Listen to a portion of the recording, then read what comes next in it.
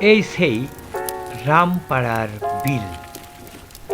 বিলের উত্তর প্রান্তে ভাগীরথী গঙ্গা বর্ষায় কানেক্টেড হয়ে যায়। ভাগীরথী গঙ্গার অপর তীরে অবস্থিত শক্তিপুর থানা। দক্ষিণ প্রান্তে বাঁধ। এই প্রান্তর রেজিনগর থানার অবস্থিত। বাঁধের দক্ষিণ প্রান্তে রামপাড়া ভিলেজ ও পোস্ট অফিসের নয়নমণি সম্মানিত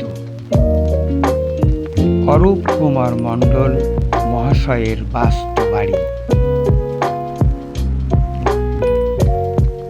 স্বর্গীয় পিতামাতার শ্রাদ্ধ অনুষ্ঠানের আজ আয়োজন করেছেন। সেই আয়োজনে আজ আমি এখানে আমন্ত্রিত অতিথি। গ্রাম পরিদর্শনে বেরিয়ে দেখি রামপাড়া বিল আস্ত পাখিরালয়, আস্ত পাখিরালয়। এই বিল প্রান্তে এই গ্রামের মানুষের আন্তরিকতায় নিশি যাপনের ইচ্ছে জাগ্রত হয়ে পড়েছিল। অসাধারণ এক মনোরম পরিবেশ এই রামপাড়া বিল চত্বর।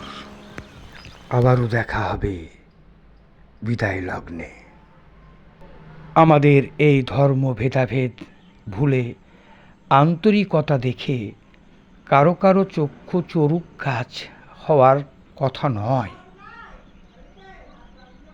প্রকৃতির টানে, প্রকৃতির প্রেমে আসো গাছ লাগায়।